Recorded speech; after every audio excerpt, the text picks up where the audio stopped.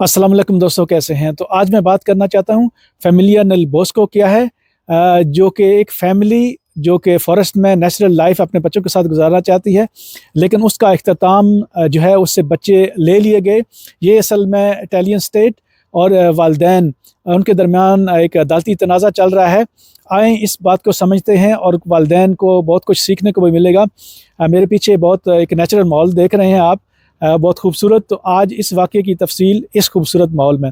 तो दोस्तों, ये एक वालिदैन है, एक कपल है, इनके 3 बच्चे हैं, जिसमें ख़ातून का तल्लक ऑस्ट्रेलिया से और मर्द का तल्लक यूके से है।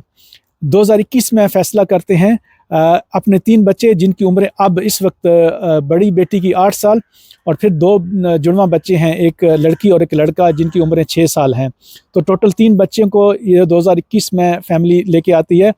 और अब्रुत्सो जो इलाका है इटली का, वहाँ पे ये एक दूर दराज इलाके में एक फार्म हाउस टाइप चीज़ लेते हैं गांव में। वहाँ पे कोई बिजली पानी गैस नहीं है। ये ना बच्चों को स्कूल भेजते हैं, ना उनकी वैक्सीनेशन कराते हैं, और फूड भी ये कहते हैं कि खुराक भी हम नेचुरल खाएंगे, खुम्बियाँ वगैरह। तो कोई नेचुरल फूड खाने की वजह से कुछ दिन बाद बच्चे जो हैं वो बीमार हो जाते हैं। फिर इनको आसपास लोगों को पता चलता है, फिर इसमें अदालत आती है, सोशल इदारे आते हैं, फिर इनको कहा जाता है कि आप एक अच्छे माहौल में रहें। इनको घर ऑफ़र कराए जाते हैं बोलोनिया के अंदर, लेकिन ये सब इनकार कर देती हैं। फिर कोई इदारा कहता है कि आप फार्म हाउस पे आपको रेनोवेट करके देते हैं, वहाँ तमाम सहूलतें देते हैं, तो ये वालिदैन इनकार कर देते हैं।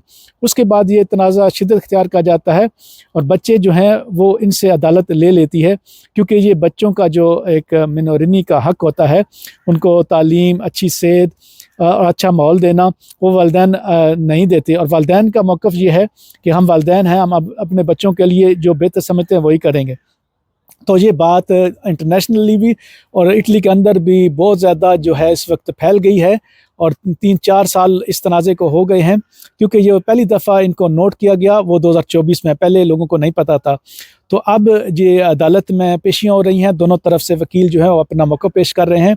वालिदैन ये हक़ समझते हैं कि उनके बच्चों का हक़ या उनका अपना बहसीयत वालिदैन ये हक़ है कि वो जहाँ चाहें जहाँ रहें, जिस माहौल में रहें, तो उनका हक़ है। लेकिन जो इटालियन सोशल सिस्टम है या अदालतें हैं, वो ये कहती हैं कि बच्चों को तालीम देना ये स्टेट की तरफ से एक कानून है कि इटली के अंदर जो भी बच्चे 16 साल तक हैं वो उनका स्कूल जाना ज़रूरी है।